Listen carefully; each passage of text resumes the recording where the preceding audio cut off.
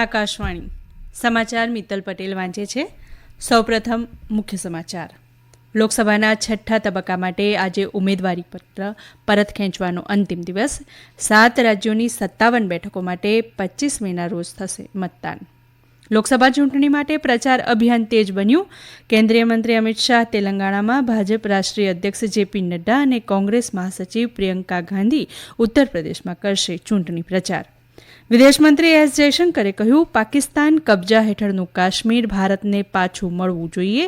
દરેક રાજકીય પક્ષ આ માટે પ્રતિબદ્ધ. ઉત્તરાખંડના વનોમાં લાગેલી આગને રોકવા સરકારની પહેલ. સ્થાનિક લોકોને ચીડ વૃક્ષનો કચરો જમા કરાવવા સામે મળશે નાણાકીય વળતર. અને હવામાન વિભાગે ગુજરાત, રાજસ્થાન અને મધ્યપ્રદેશ સહિતના કેટલાક ભાગોમાં ગરમી વધવાની શક્યતા વ્યક્ત કરી.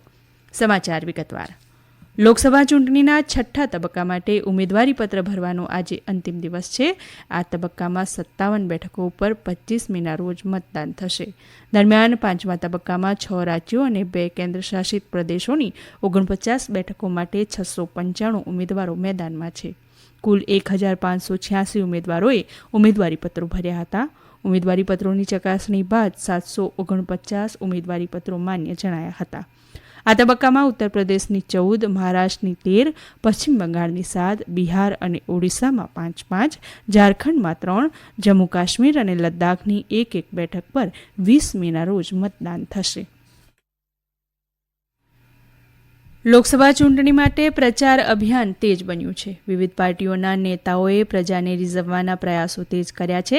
આ તબક્કામાં 10 રાજ્યો અને કેન્દ્રશાસિત પ્રદેશની કુલ મળી 96 બેઠકો માટે મતદાન થવાનું છે, જેમાં આંધ્રપ્રદેશની 25, તેલંગાણાની 17 બેઠકો ઉપરાંત ઉત્તર પ્રદેશની 13, મહારાષ્ટ્રની 11, પશ્ચિમ બંગાળની 8, મધ્યપ્રદેશની 8, બિહાર અને ઝારખંડની 5, ઓડિશાની 4 તેમજ જમ્મુ અને કાશ્મીરની 1 બેઠક માટે મતદાન થવાનું છે.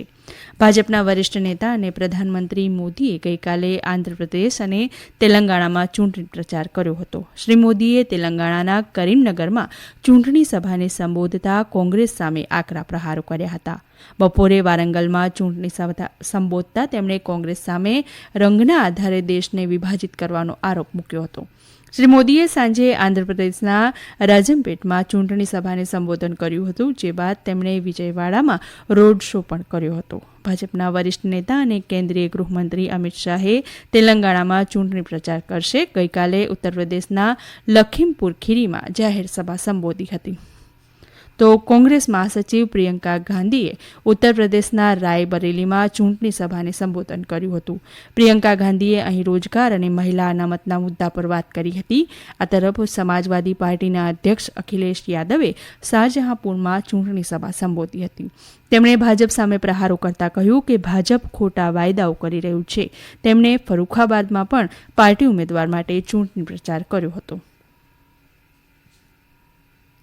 કેન્દ્રીય ચૂંટણી પંચે 354 ચૂંટણી નિરીક્ષકો સાથે લોકસભાના ચોથા તબક્કાના મતદાનની તૈયારીઓની ગઈકાલે સમીક્ષા કરી હતી. વિડીયો કોન્ફરન્સિંગ દ્વારા યોજાયેલી આ બેઠકમાં મુખ્ય ચૂંટણી કમિશનર રાજીવ કુમારે ચૂંટણી નિરીક્ષકોને નિષ્પક્ષ, મુક્ત અને સુચારુ રીતે મતદાન થાય તે સુનિશ્ચિત કરવા નિર્દેશ આપ્યો હતો. શ્રી કુમારે નિરીક્ષકોને મતદાન મથકો પર તમામ જરૂરી સુવિધાઓ સુનિશ્ચિત કરવા પણ જણાવ્યું હતું. ખાસ કરીને ગરમીની પરિસ્થિતિને ધ્યાનમાં રાખી જરૂરી તમામ પગલાં લેવા જણાવ્યું હતું.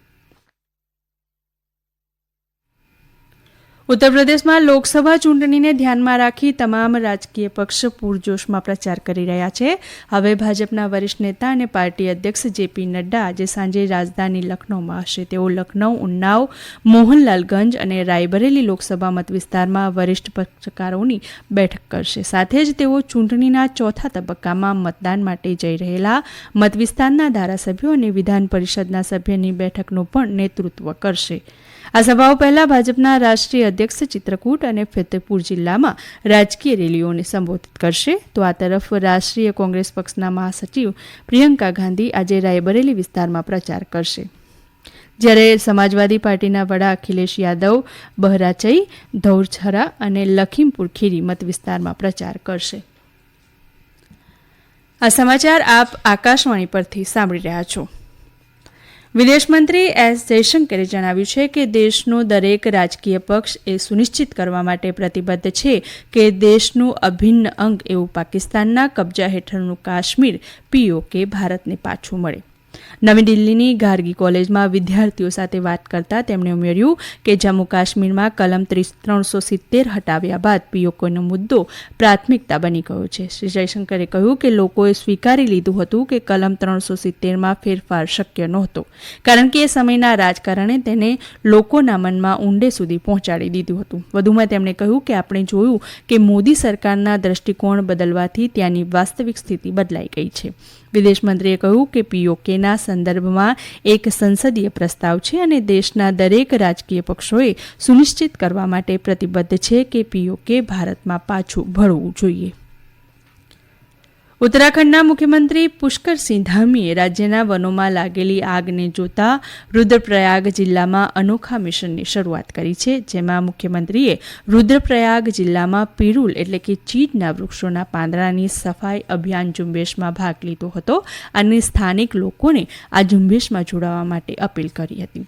આ ઝુંબેશ અંતર્ગત જંગલની આગ રોકવા માટે સ્થાનિક લોકો દ્વારા જંગલમાં પિરુલ એકત્ર કરી તેનું વજન કરી તેને નક્કી કરેલા પિરુલ ભંડાર કેન્દ્રમાં એકત્ર કરવામાં આવશે, જે બાદ એકત્ર કરેલા પિરુલના વજનના આધારે ₹50 પ્રતિ કિલોગ્રામના ભાવે વળતર જે તે વ્યક્તિના ખાતામાં ઓનલાઈન ટ્રાન્સફર કરાશે. સબ ડિવિઝનલ મેજિસ્ટ્રેટની દેખરેખમાં જે તે વિસ્તારમાં આ સેન્ટર ખોલવામાં આવશે. ગ્રામજનો દ્વારા અપાયેલા પિરુલનું પેકિંગ અને પ્રોસેસિંગ કરી તેનો પુનઃઉપયોગ કરાશે. પિરુલ ઉત્તરાખંડમાં ચીડના વૃક્ષોના ચીડમાંથી બનેલા ઉત્પાદનો માટે વપરાતો સ્થાનિક શબ્દ છે. ભારતીય હવામાન વિભાગે રાજસ્થાન અને મધ્યપ્રદેશમાં આગામી દિવસોમાં ગરમીમાં વધારો થાય તેવી આગાહી કરી છે. હવામાન વિભાગે જણાવ્યું છે કે આગામી 5 દિવસ દરમિયાન ગુજરાત અને કેરળના દરિયાકાંઠાના ક્ષેત્રોમાં વાતાવરણ ભેજવાળું અને ગરમ રહેશે, તેમજ પૂર્વ ભારતમાં પશ્ચિમ બંગાળ, બિહાર, ઝારખંડ અને ઓડિશામાં આગામી 4 દિવસ દરમિયાન સ્થિતિ યથાવત રહેશે. આગામી દિવસોમાં તમિલનાડુ, પુડુચેરી, આંધ્રપ્રદેશ, તેલંગાણા, કેરળ અને કર્ણાટકમાં વરસાદ પડવાની શક્યતા છે. હવામાન વિભાગે જણાવ્યું છે કે આગામી દિવસોમાં મહારાષ્ટ્ર અને છત્તીસગઢમાં ભારે પવન સાથે છૂટાછવાયા વરસાદની આગાહી છે. કેન્દ્રશાસિત પ્રદેશ જમ્મુ અને કાશ્મીરમાંથી આ વર્ષે 7,000 હજયાત્રીઓ હજ કરશે. આજે શ્રીનગર આંતરરાષ્ટ્રીય હવાઈ મથકેથી 320 યાત્રાળુઓની પ્રથમ બેચ રવાના થશે. લગભગ 37 મહિલા હજયાત્રીઓ મહેરમ વગર હજયાત્રા કરશે. માલદીવના વિદેશ મંત્રી મૂસા ઝમીર ભારતની 3 દિવસની મુલાકાતે ગઈકાલે સાંજે નવી દિલ્હી પહોંચ્યા હતા. તેઓ વિદેશ મંત્રી ડોક્ટર એસ જયશંકર સાથે આજે પરસ્પર દ્વિપક્ષીય સહકાર અને પ્રાદેશિક મુદ્દાઓ પર બેઠક કરશે.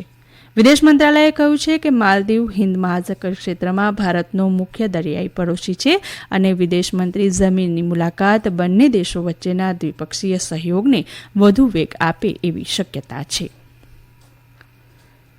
રાષ્ટ્રીય તપાસ એજન્સી NIAએ કાશ્મીરમાં ઘૂસણખોરી એક કેસમાં પ્રતિબંધિત જૈશ એ મોહમ્મદના ટોચના આતંકવાદીની 6 અચળ સંપત્તિઓ કબજે કરી છે.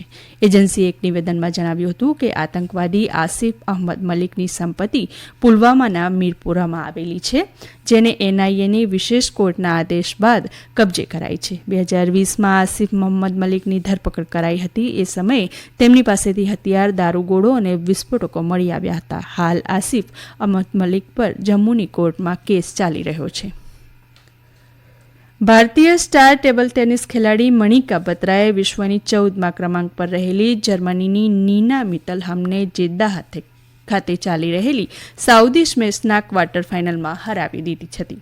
મણિકા બાત્રાએ 22 મિનિટ સુધી ચાલેલી આ રમતમાં મિટલહામને 11-6, 11-9, 11-7થી માત આપી હતી. અંતમાં મુખ્ય સમાચાર ફરી એકવાર. લોકસભાના 6ઠ્ઠા તબક્કા માટે આજે ઉમેદવારી પત્ર પરત ખેંચવાનો અંતિમ દિવસ. 7 રાજ્યોની 57 બેઠકો માટે 25 મેના રોજ થશે મતદાન. લોકસભા ચૂંટણી માટે પ્રચાર અભિયાન તેજ બન્યું. કેન્દ્રીય મંત્રી અમિત શાહ તેલંગાણામાં, ભાજપના રાષ્ટ્રીય અધ્યક્ષ JP નડ્ડા અને કોંગ્રેસ મહાસચિવ પ્રિયંકા ગાંધી ઉત્તર પ્રદેશમાં કરશે ચૂંટણી પ્રચાર.